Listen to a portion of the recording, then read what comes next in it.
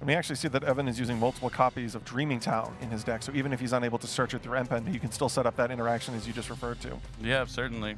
And you know, Advent Adventure, ever since that quick play came out, really has really boosted the Flunderies. Also fills some of the gaps that the deck had, to where effect negation was just so important against the deck. Because you stop the Robina from being able to add the Eaglin, or you stop Eaglin from being able to add MPen, it can be detrimental. But now if they use something like Infinite Permanence, you can just chain the Advent Adventure and not only add another Flunderies card, but resolve your effect since it's no longer on the field. And pretty much ever since that card came out, Flunderies hasn't looked back and has been at least a part of the metagame since. Yeah, that card has worked as a boost to consistency, but also counteracting some of the most popular cards in the format. Effect Veiler, Infinite Impermanence, like you referred to. So absolutely, that card has really changed Flunderies and will probably remain a top-tier deck for the foreseeable future, simply due to that quick play's existence. Yeah, certainly is. I'm a big Flunderies fan. We'll have to see if Evan has what it takes. His opponent is no slouch. We saw him in a feature match yesterday. It is Cody. He is a YCS champion and a WCQ champion. As you saw, he's trying to go for his 3rd championship this weekend.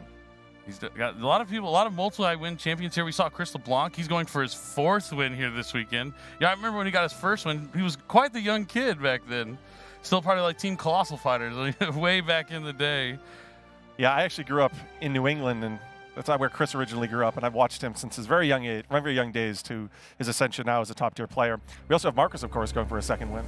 That as well, and let's go ahead and jump right into game number 1 here at the top 8 at YCS Minneapolis. Looks like Cody won the roll. That's step 1 into beating Flunderies. At this point, you pretty much know what everyone's using. You're kind of in the same top cut area throughout the top cut. Chances are he already knows what he's facing.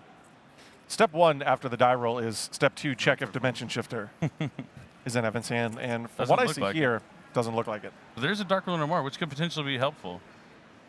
And a Pot of Prosperity, which could help get whatever Flunderies card he's missing. Yeah, Flunderies really wants a 2-card combo. You not only just want to have Robina or Eaglin, you want to have Map with it, so you get that extension for another normal summon, as well as just being able to get another banished Flunderies monster to go to your hand. So Terraforming for Primeval Planet Paralino. That's going to add a Tiamat monster from Cody's deck to his hand. Looks like it's going to be Rhino Heart. Response. When are you shifting me? Yeah, we keep hearing he's like so scared of Shifter. It really puts the fear in you, but doesn't look like he has it. Luckily here for Cody. And we saw YCS Niagara. Raymond Dye took it all the way down to the finals and won the tournament with Exo Sisters. I know a lot of the players he faced along the way, he was using Dimension Shifter to really cut them off their strategy. I saw an interesting card in Dakota's hand. It looks like he has his copy of Tier Element's Heartbeat. That spell and trap destruction in game 1 could really be pivotal against a strategy like Flunderies. Oh, there it is there, being discarded. Yep, discards Heartbeat, gets to summon the Tsuchinoku and draw a card. Activate Scream. Now he's going to activate Tier Element Scream out of Darkwing Blast.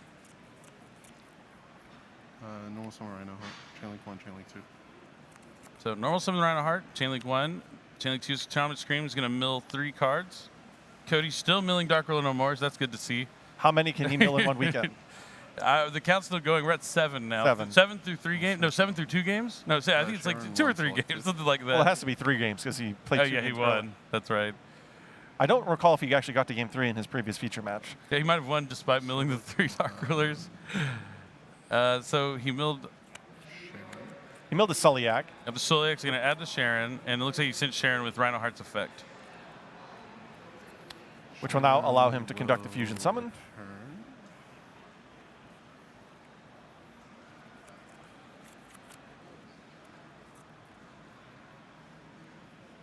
Thinking. So that's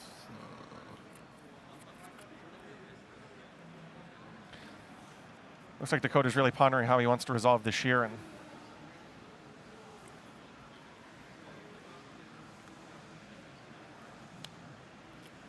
He's going to fuse with the Merly from his hand. He wants to leave the Rhino Heart on the field.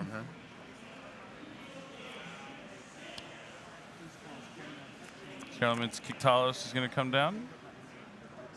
So I'm curious why he elected to use the Merly. It could potentially be because he has 1 copy in his hand already. I'm not sure if he's going to be going for that mill of 8. Yeah. Okay. So. where It was I? sounds like Cody I just just got a looked at, right? slow play warning. Okay, Uncertain to why. Chain link 1. But yeah, nothing you can really do about it. Kind of just have to shrug it off and move on from that. The Paralino is going to activate, since he returned cards from his to his deck, he's going to destroy his own Scream, so he'll be able to use its effect to add a T-element trap card. So he's going to add Sulliak. Which lines up fantastic. He's adding the Sulliak off the Kiktalos. Now he's adding off probably a Crime off the Scream. Which he does in fact play. So he's going to set up a counter trap and a monster negation, which lines up really well against the Floowandereeze strategy. You can tell that Cody's definitely playtested this particular matchup. Activate.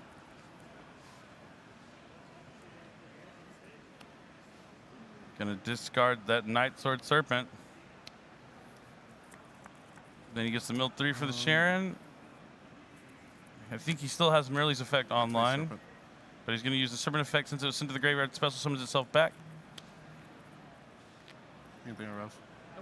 I know that Cody likes to go into Bahamut Shark with his turn 1 combos, and it looks like Bahamut Shark is coming down. Activate effect.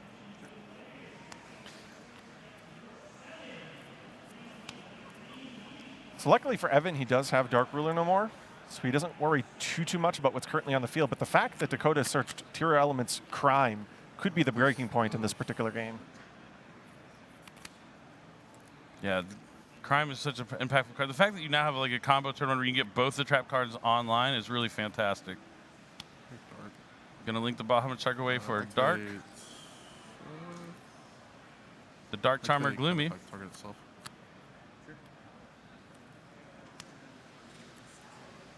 So Kiktalos effect is going to send itself to the graveyard to special summon back Merrily. Chain link 1, chain link 2. So now we see one of the reasons why he didn't keep the Merle from his hand and he used it to fusion summon earlier in the turn. He was able to get one into the graveyard anyway and still conduct the mill 8 combo. Probably Scream, right? Yeah, I did. Doesn't look like anything in use because he's already used Sharon this No, turn. you should. An uneventful mill 8.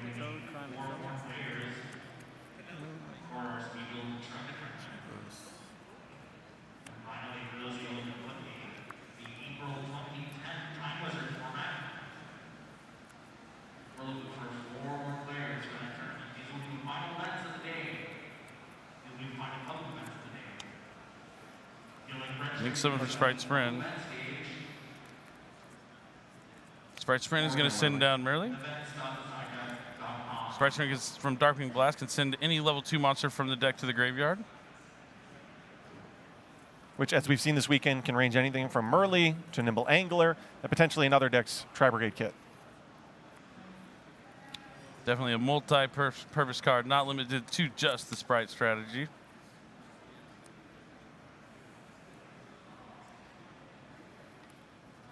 So I wonder here if Dakota values additional monster negation. I was thinking potentially Predaplant Drago Stapelia, but it doesn't look like that's what he's going for.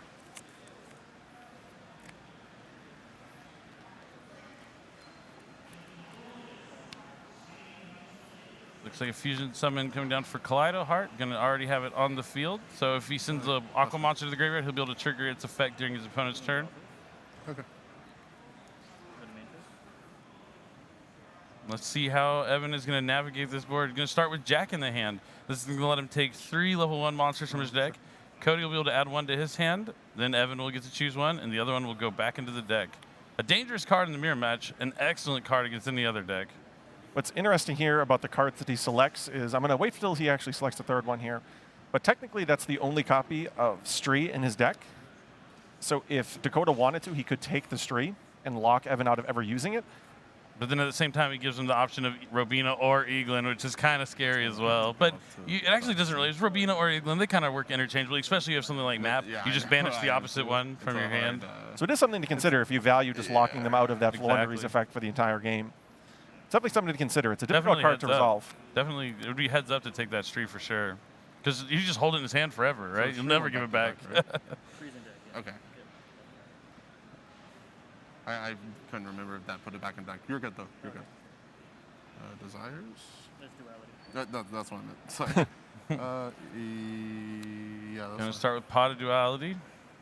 Gonna reveal Toucan, Impin, and Map. All right. Imagine he's gonna grab the map. He already has a normal summon, so we don't need Toucan. Empen's typically not one that we want on the opening turn unless we've already established a field.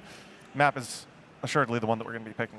Yeah, and Toucan, it's solid with the map, but yeah, if you had to choose between the two, Toucan doesn't do anything on its own, so you definitely want to grab the map. Map Robina is perfect. He has the Dark Ruler no more as well. Quite frankly, neither of them really do much alone. Yeah, really. A deck That's of the 2-card Flunderies, combos. they got to stick together. Yeah, they're not just one bird. All the birds, they flock together. So Pot of Prosperity, you get to see the Duality Prosperity. Interesting he went for the Duality first. Because if you go for Prosperity first, you get to do the top 6, and then they go to the bottom, and then you can Duality for the next 3. So you get to see the top 9 cards of your deck without shuffling your deck. Now doing it this way, he could potentially see some of the same cards he saw off that Pot of Duality.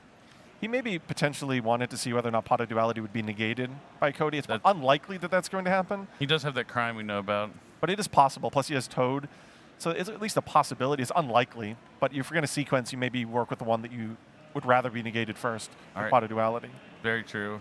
But Evan now using these Pot of Duality and Pot of Prosperity to sculpt his hand to be exactly what he wants. He now has Dark Ruler no more plus full Flunderies combo. He's still trying to force out that crime. You can see that he's been thinking about using Dark Ruler no more. Oh, it looks like he might do it right here. I have to imagine Cody is wary that Dark Ruler no more is the pivotal card that he wants to negate this turn. Yeah, because with Map, you have other ways of dealing with it. While you can only activate the effect once a turn, he could try and destroy it by doing a fusion summon to pop it with the planet. But then if he has another map, he would be able to use it as well. But looks like he's going to go ahead and use the Toad. Heads up to know that Dark Ruler no more could be coming. Toad resolves, though, right? No response. Yeah. I will not set it. Yeah, don't want to set that over your Paralino. Toad is going to, since the graveyard gets to add back a water monster from his graveyard to his hand. Target eel. Well, serpent. Does kind of look like an eel. Night Sword Serpent, a little bit of additional synergy as a water monster. Yeah, that card really fits into their deck nicely. Normal summon Flunderies and Robina. This will allow him to add a winged beast monster from his deck to his hand.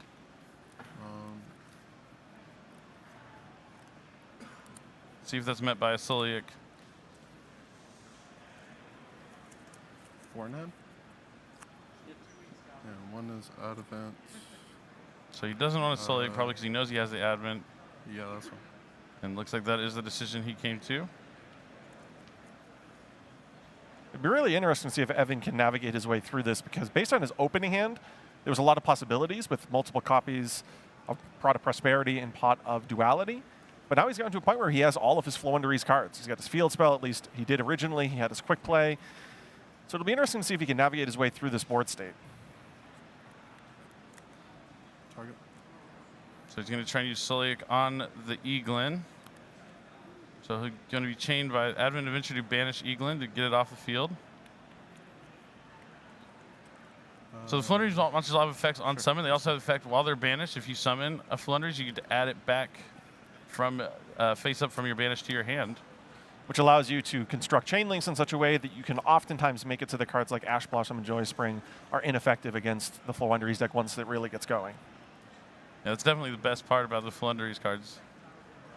Like that other effect for sure. It looks like he's going to add Impin off England. Oh, maybe Rise of the Mega Monarch. It looks like he's actually considering adding both of them, because he gets to resolve his M-Pen and he gets to resolve his Advent. Advent of Adventure. This one's adding the. Oh, he look at maybe taking that Stree would have been important here, because you see he took the Eaglin. Evan's still able to summon another Eaglin, and now he has that Stree name. I think you might have been onto something there, Joe. It's definitely something to consider if your opponent plays Jack in the It also helps that when you know how many copies of the Stree are in the opponent's deck. I'd say like a lot of times they're only playing one Stree though. I'd say recently Stree and Toucan have both been at one. Yeah, on a lot of lists. Target. You fan your Grey Fan? Definitely something to consider, because there's so many ways to get to Robina and M-Pen, but there's a limitation on the additional level 1 Flunderies monster. So something to consider if your opponent ever plays Jack in the hand. Yeah, how many you have for? And you added Shri and okay. Trees out here. Yeah, I am thinking. Evan does already have the barrier statue of Stormwinds in his hand, so he might be able to catch Cody off guard. But nope, he's just going to Crime the Street. No way to extend past another summon. So that's going to be it for game number 1, and Cody is going to be up a game. Now only has to win one more, and then he'll be moving on to top 4. Oh, I can see. Yeah. I'm really curious how that turn would have played out if he just started with Dark Ruler no more. If that would have elicited the crime earlier in the turn. And then maybe having the map instead. Like, yeah, because the Dark Ruler Nord just ends up dead in his hand because the Toad was used. I think that's an excellent point. You know, you can't take him home with you, right? So if you're going to sit there with Dark Ruler no more, you don't want to concede with it in your hand if it could have potentially baited out an interruption. Yeah, I think that might have been the way. Because, yeah, I think initially you had it on where he was trying to see if he could bait it out so he could end up using that Dark Ruler more. But, yeah, just leading off with it might have worked out much better because at least he'd have the map then. I think the whole turn would have played out differently. I'm not sure he would have had enough to play through Toad in addition to both of the tier element trap cards, but it would have definitely been a little bit different. Certainly. Now, going into side decks, things are going to change. Game 1, Cody has an advantage, or Evan has the advantage if he's able to go first Flunderies. But once you go to the side decks, now Cody's able to put in those cards that are designed to counter Flunderies. It'll be very interesting to see. There's still some of those high-impact cards like Dimension Shifter that regardless of whether or not you go first or second, that Evan has access to. If he's going to choose to go first, which is presumably what he's going to do, he's also going to have access to cards like Harpy's Featherstorm, which is an incredibly impactful card when going first. Dakota, on the other hand, I think one of the primary things that he's going to do is look at cards like evenly matched, cards like Skill Drain out of his side deck that could potentially shut off some of the powerful plays out of Flunderies. Yeah, certainly. I mean, the card I know I'd be scared of if my opponent's playing Flunderies and they're going first after side decking, Harpy's Featherstorm. Because there's a lot of things you can play, like a lot of Effect Negation, Dark Noir, things to deal with the Stormwind statue, but Harpy Featherstorm, that lingering effect where you can't use monster effects, terrifying. Another thing that stands out looking over the side decks is that Evan actually has a second copy of Stormwinds. So I think he's wary that cards like Dark Ruler no more could be activated early on in a turn. Yeah, I imagine that's for going into game 2, going first, knowing those cards are coming in. Yeah, because then you can kind of surprise the opponent who assumes that, okay, there's the Barrier Statue, I hit it with Dark Ruler no more, I'm good for the turn, I can conduct my special summons. The player might even then be more willing to normal summon. With a map up on the field? I mean, sometimes you have to. But if it's not on the field, then you can just use Dreaming Town, and regardless, you can sometimes still access the Stormwinds because you can just search it through your deck by summoning a Robina at any point, and all of a sudden that second Stormwind's at the field, and Dark Ruler no more doesn't really amount to much. Yeah, the birds all cycle together. You can always usually turn 1, cycle through all your monsters, and then on your opponent's turn, your turn 2, you can cycle through them all again. Definitely no problem with that. I do love the Flunderies consistency, but you know, losing that game 1, when you're going second, you just really want to open up a Dimension Shifter. It's the best card in your deck against these other strategies. Because while it's pretty obvious that the Flunderies aren't as powerful as tier limits in terms of putting out these huge boards, but they are strong at countering strategies. Yeah, they have a lot of tools at their disposal that line up really well in the format. Kind of reminds me of how Exorcisters can utilize some of these cards. Mm-hmm. And that's why we see both these decks, making the top cut in a sea of tier elements and Sprite. One of the things that stands out looking at Evan's side deck is he has the single copy of Trap Trick to combine with Harpy's Featherstorm. I liked how it's one single Trap Trick but the 2 Featherstorm. It'll be interesting to see if he gets to draw that Trap Trick, because it also gives him added utility with other normal trap cards in his deck. And playing 2 copies of Flunderies and Dreaming Town. Oh, wait, yeah, you could do that too. That makes more sense to me why he's playing the 2 besides the Trap Trick. Because yeah, it's better to draw if you draw a Trap Trick, it's going to turn into Featherstorm. But if you were to draw Trap Trick plus Harpy's Featherstorm, you can then Trap Trick for a different trap. Otherwise, it would just be 2 copies of Featherstorm. While not bad, because you could just use it 2 turns in a row. Not the greatest. Yeah, there are some deck building decisions in here where you can tell that there's a lot of insight. For example, with Jack in the hand, as I commented in the previous game, there is the risk of your opponent taking your Street or your Toucan. But Evan also plays a single copy of DD Crow, which is fairly common in Flunderies because it lines up well in the format, and it's a target for Robina. But you can always select that as one of the 3 targets with Jack in the hand, making it so that you can go Robina and Eaglin and then DD Crow and not risk that. That's right, but let's go ahead and jump into game number 2. But yeah, going back to your Jack in the hand, it's kind of funny. Like, yeah, I'm going to give you a DD Crow, a card that's normally really good. Like, oh, here's an actually beneficial card you can use, but not against Flunderies. Absolutely not. But Jack in the hand is going to start things off for Evan. We were just talking about it. I'm curious to see what... See, look at this. He selected DD Crow. He's doing exactly what I mentioned before. He doesn't want to risk losing out on a Stree or Toucan. At least that's what, based on the first cards he selected at the top. Oh, never mind. We do see those Featherstorms in his deck. Looks like he's going for Robina this time. Oh no, he already has the Robina in his hand. That was the wrong one to select. I definitely still think you're right about taking the Stree. if Evan's configuration becomes more popular and it's just very clear that you're only running 1 stream toucan, I think that will be the play going forward. Certainly. Terraforming going to add the map. Because at the end of the day, once you get map plus a bird, the end board is basically the same as if you had an additional bird in hand. The ceiling doesn't really increase too much. And as a result, if you feel like you can't play around your opponent having access to it, is it better to take the Robina or the Eaglin when you could otherwise play for the long game and take the Stree or Toucan? Uh-oh, Trap Trick. And Featherstorm just straight up. That's not a card I want to see my opponent reveal off of Prosperity when I already know they have a full map. Because you're only going to grab the map if he has the Flunderies, which he knows from the Jack in the hand. This is an interesting point. Would you have taken the Trap Trick or would you have taken the Featherstorm there? Probably just the Featherstorm. That's fair. Just to have it straight up. You also still have the Trap Trick in your deck maybe for later. Presumably, though, you only have Dreaming Town, so I'd argue that it's a weaker draw than maybe the average card, but then there is the risk here that if you search out Dreaming Town this turn and you use Trap Trick, then you're not able to use both the Dreaming Town and the Featherstorm. But honestly, Featherstorm's probably going to be enough anyway. So it's interesting to see, do you value the flexibility of being able to use Dreaming Town on the following turn or the flexibility of filtering out a draw out of your deck such as Trap Trick, which once you've already searched out Featherstorm isn't as great of a draw. Yep. That is very true, and Evan is going to use the map to banish Flundery's monster and then use an extra normal summon to summon Eaglin, which will be able to add the monster that he banished. I think it was a Stree, and now he's going to resolve the effect of Eaglin to continue his flurry of normal summons for Robina, and then Robina's effect is going to activate, which will trigger Cody's Halfness from the hand. There are very few hand interruptions in Cody's deck, but this is, of course, one of them. And we see a couple of his side deck cards. Oh, Dark Ruler No More, of course. That's a every given. mill Cody's going to have Dark No More in it. I'm convinced at this point.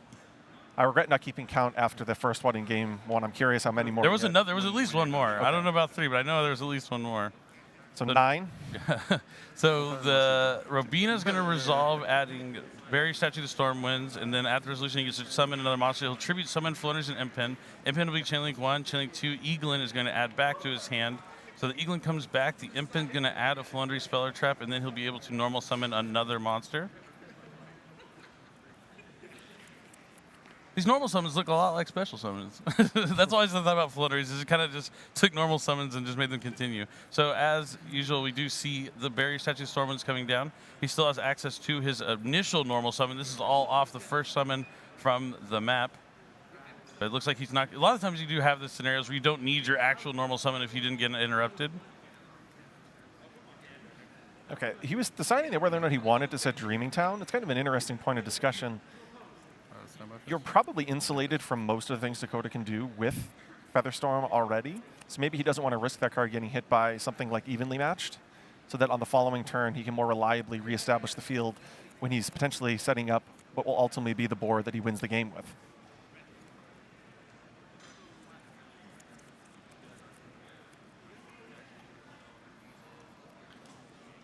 So here we see Primeval Planet come down, allowing Cody to search his deck for a Tier Elements monster.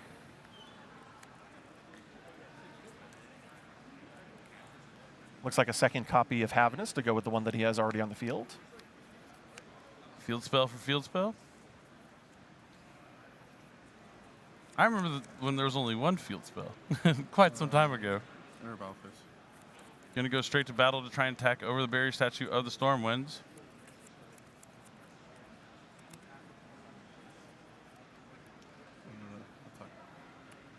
That's going to be 1900 with the boost from Paralino over the 1,000 attack of Stormwinds for 900 points of damage. Actually, it's 500 more. So you're at 6 and 9. Yeah.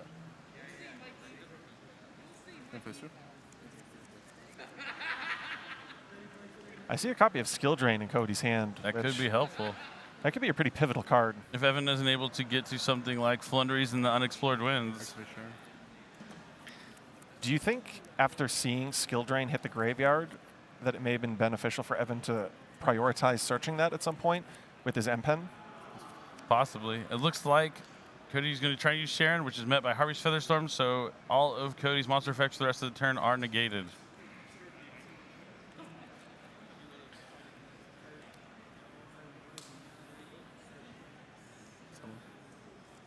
Cody sets one monster face down.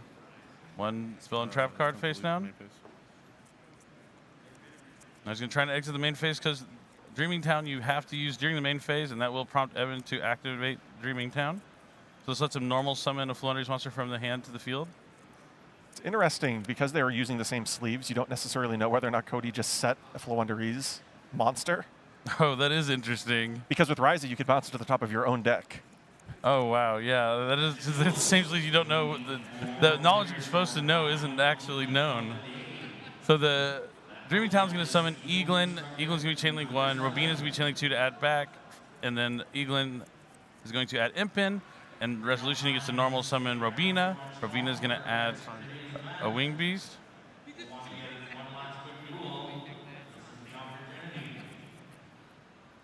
You can see DD Crow. He has multiple copies of DD Crow. We noticed that in looking through his deck, which makes a lot of sense. You can search it in the deck, and obviously it lines up really well against tier elements. Yep, and now the Resolution becomes a tribute summon for Ryza the Mega Monarch. Target. So since he tributed a Wind Monster, he's going to get all the effects of Ryza. The first one he's going to target is going to go to the top of the deck. The second one is going to target me from the graveyard. Will also go to the top of the deck from his own graveyard to the top of his own deck. And the third target will return to the hand. And it looks like he's putting Featherstorm on top of his deck, This is too. going on top. Right. The gift that just keeps on giving. I've also seen Flundery's players do something similar with Dimension Shifter. They shift turn 1, and then during their opponent's turn, they summon the Rise of Mega Monarch and stack that shifter back to be able to do it on the next turn.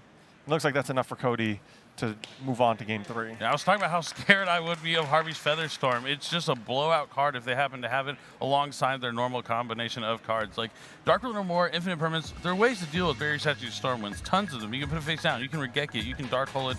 There are millions of ways. Now, Featherstorm, not so many. Red Reboot, gone. It's forbidden. Featherstorm flips face up. You really just, there's not much of a counter there.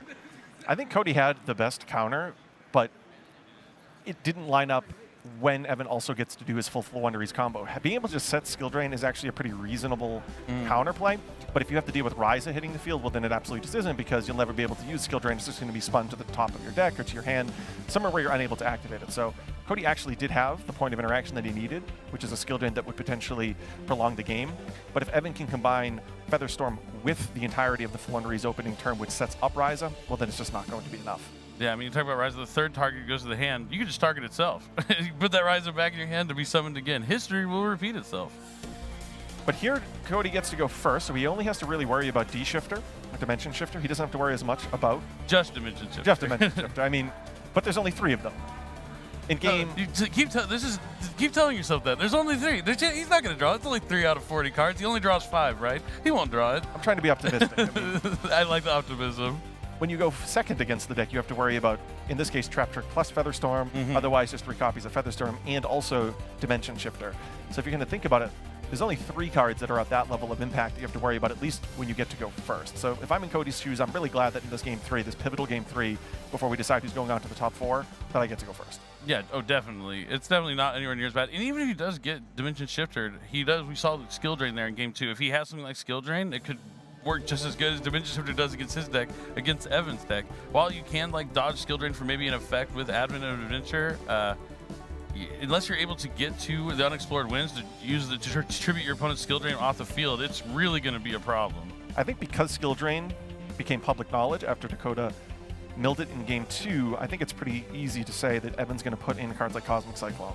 Oh, just even, yeah, I mean, you at worst case, it's going to hit a Soliak, a Tier Elements Crime, plenty of targets. Yeah, I think we'll definitely see those spell and trap removal cards go in here for Evan. If they weren't already in his deck, I think it's a pretty easy assumption here that he's going to put them into his deck. You just can't risk losing a game to a card like Skill Drain, where you have very little counterplay. Skill Drain, awesome card. Definitely an OG. You'd have to, I imagine, put together a situation where you could summon Ryza with Advent of Adventure to banish it. But that's probably unlikely to do without any other monster effects.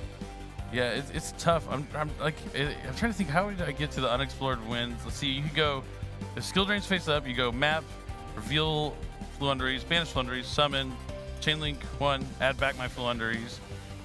But then like you have one more summon. Now you can't summon the Ryza. You just pretty much have to hard draw the Unexplored Winds. I was like, is there a way I can get to Impin, activate Impin's effect, Advent Adventure the Impin off the field, so the Impin can resolve to add the Unexplored Winds, and all doing that without having to use your normal summon. And you also still need to get another, well, the Impin will put another monster on the field because it resolves.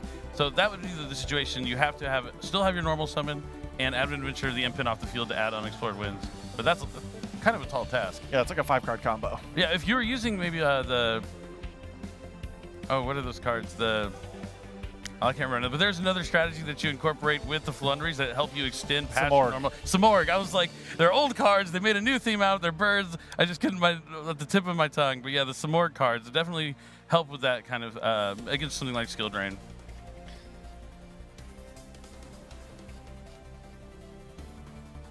We'll have to see though. No Samorg cards here though in this duel. More so, you know, we've seen like focusing on those tech cards, the Dark Ruler No More, the Jack in the Hand. Jack in the Hand for added consistency. Yeah, even Gold Sarcophagus. Well, that was like a card we've seen in the beginning because if you have a Flundries plus Gold Sarc, you can pretty much add any Flundries monster from your deck to your hand. Just another one of those cards that is inherently a 2-card combo. Gold Sarc itself won't do anything at all in your deck. However, give me 2 turns. Okay.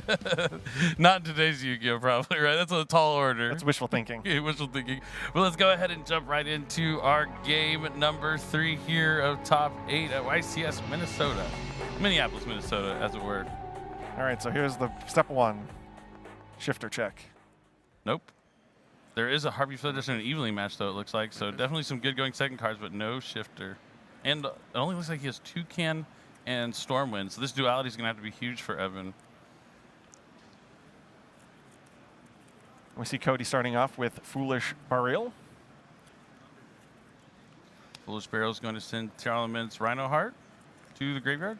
So imagine he'll trigger his effect to special summon itself back. If Rhino Heart sent to the graveyard, he can special summon himself back to the field. And then if you do, you must discard a T.R.Syndicate card. See if he's going to discard Soliak. Is that Soliak? I believe it is. Or is it Crime? Oh, it is Crime. Okay. Activate Rhino. So not as good as Soliak would be, but now on summon, Rhino Heart is going to send a T.R. monster from his deck to the graveyard. Which is really unfortunate for Cody. There are a lot of cards that he could have discarded and gained value, seeing as how he's originally playing 3 copies of, for example, T.R. Scream. Crime is the only T.R. card, reasonably speaking, that he could have discarded there and not received some type of value. Yeah, it kind of speaks to his hand probably a little bit. Especially because he's having to use the Rhino Heart. You never really want to use it. We've seen Illumine on the field so he can go into like Bahamut later on in the turn. And it's banished since it was brought back by its own effect. But he's still able to make Kick Talos to really turn, to do whatever he wants with this turn. But Evan does gain a lot of information from that one discard of Crime. If he discarded basically any other tier element, it's hard to really get too much value information-wise. But now we can pretty reasonably assume that he doesn't have a card like Soliak, any Eternal Element monster. Those are your little hidden information you can gain from your opponent based upon the plays they're doing. Definitely that's something you want to do. Especially because, honestly, Crime, being a one-of, is actually a really pivotal card in this type of matchup, as we saw in Game 1. So actually having to discard it not only shows that he doesn't have another one, but that he's that desperate, that he's willing to make this line of play knowing that he has to get rid of his only Crime. But he does get the Merly, so he can use Kitalis effect, send it to the graveyard to summon Merly. Kitalis will mill 5, and Merly will mill 3, so a total of 8 cards and hit a plethora. No Dark Ruler no more. Maybe they're not in his deck, though, here since he's going to be going first in Game 3. Chainlink 1, Happiness. Chainlink 2, Sharon. Chainlink 3, Scream. So he's going to use the 2 effects of the Talent Monsters, Chainlink 1, Chainlink 2, and then Scream will add Tier Elements Soliak or Tier Elements Crime from his deck to his hand. Here are all the tier elements that he did not open and was therefore unable to discard off of Rhino Heart. It looks like Scream just searched him a Soliak. Happiness. Jackal.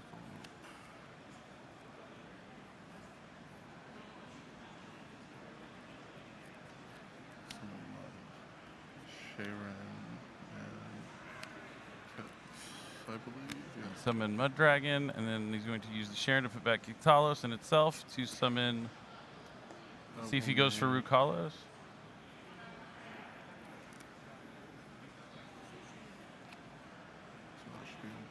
Also, what was the other effect? I used Happiness, right? So I can write it down. Sharon Happiness, okay. I will summon Garura. So he's going to go for Garura here. Values the draw. Again, we already talked about his opening hand being a little bit weak. Normal summon. He drew the Night Sword Serpent yet again, but that is a level 4, so he'll be able to overlay with the Mud Dragon for Bahamut Shark.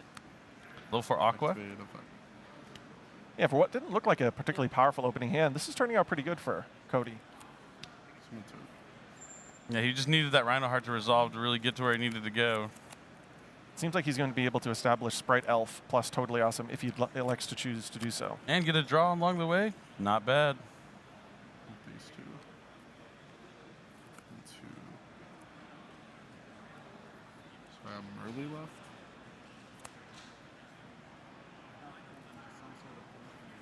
Yeah, I'm going to. I was just making sure that I used Merly. I mean that I didn't use Merly. I think this is the deciding point is whether or not he's going into Elf or Sprint. Garura to draw a card. Drew a Challenge Scream. Not a bad draw. Text space screen. Philanderies are not known for having a lot of attack points, so it's funny how much lower they'll go with Sprite Scream effect. I didn't think about that. Just very weak birds. Become even weaker. Huh? Yeah, so you use Sprite Elf to special summon back a level 2 monster, and that level 2 monster is challenged merely. And on that special summon, the merely will trigger the challenge Scream. So you get to mill another 3. And it looks like a Sulliek was sent to the graveyard, allowing him to search his deck for Havnus, which can presumably trigger to mill 6 cards on Evan's turn in combination with Scream, if he finds that that's necessary.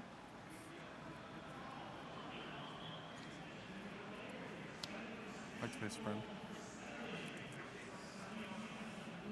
So we do see a link summon for Sprite Sprint, and that's going to send Merely.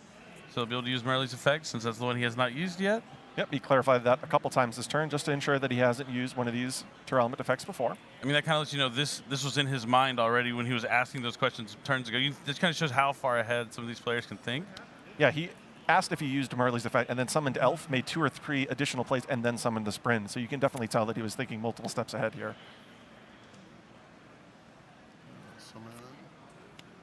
So he's going to fuse with the Mud Dragon and the Merely to summon Dragostapelia. Requires a fusion and a dark monster. Dragostapelia, especially effective in this type of matchup.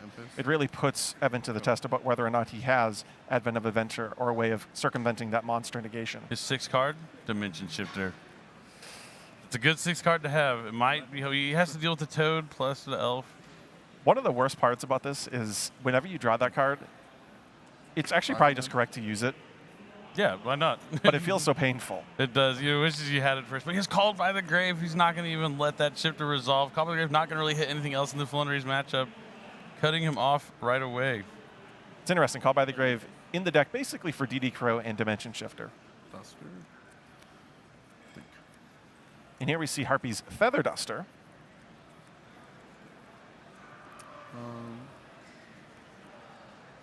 I will. This is an interesting one because it's obviously going to bait out tier element cards or just destroy them. And in this case, it's actually going to get Cody some value.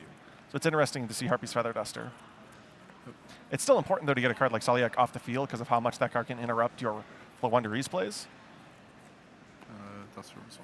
Yeah, definitely. I mean, just getting the Sulliek off the field is just huge. But even though he gets to add, it's going to be add 2 cards. I'm not sure. I will activate. Still good. I don't know if he's going to activate Scream. I don't know if he has more traps. Chain Link 1, Merly, Chain Link 2. Yeah, so he's foregoing activating Scream. He's out of trap cards.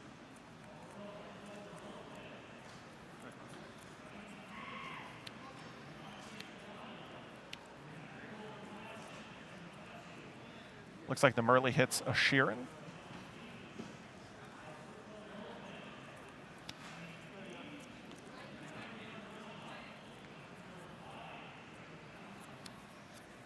What will likely be interesting based on what we currently see is whether or not, when Evan activates the Pot of Duality, whether or not Cody negates it. I mean, yeah, he has that evenly matched in hand. He still has the Sprite Elf to bring back Toad, so he has a couple negates and the monster effect negation on field. But if Evan doesn't put a monster on the field, then Toad can never hit the field for that second time. So it'll be interesting because Evan's obviously going to be wanting to dig for a card like Dark Ruler no more. I will summon Mud Dragon. Anything on resolution? There's always that concern when you're playing cards like Pot of Prosperity or Pot of Duality about whether or not they're going to be negated or whether or not you're going to allow your opponent to actually dig, in this case, 3 cards deep. Okay, so he is going to allow it to resolve. Ooh, Ultimate Slayer is a good one. That'll deal with Totally Awesome. Oh, Wait, there's no Ultimate Slayer target? It does in fact target. Yep. Yeah, so never mind. That was. He could deal with Draco Stapelia This is his if he has a first. fusion descend, which I imagine if you're With packing Ultimate Slayer, you're going to have a fusion for it. Yeah, you cannot target. Oh, he can't target darks darks if you use the effect to turn to dark. Okay. Yeah, I was just about to say, against Mud Dragon, not going to work. So I think you just take the Pot of Prosperity and dig for and 6. It is also a dark itself. The problem here And it's also a dark. is Cody might negate the Pot of Prosperity. 6 card is a lot to dig. And Cody probably feels pretty safe now against everything but a card like Dark Ruler No More. And Dark Ruler No More would have likely just been activated earlier on in the turn. Ultimate Slayer. Interesting.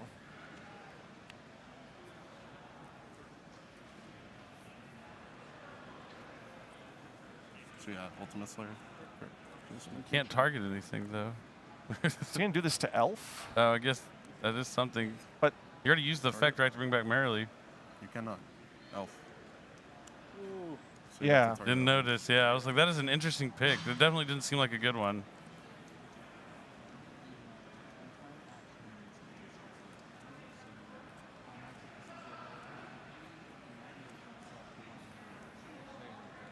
yeah, in retrospect, I That's think so the legal target Pot on of board. Prosperity. Just to dig deeper, I think you're right on that one for sure. Yeah, I mean, just yeah, to have something to negate an effect so your evenly matched can resolve. Something like a Dark Ruler more off the Pot of Prosperity would have been huge. I think Cody would have negated Pot of Prosperity at that point, because you already know your opponent doesn't have Dark Ruler No More if you get to this point. Yeah, but even just forcing out the Toad negate opens up that evenly match, so it's a lot easier to deal with just a smaller field.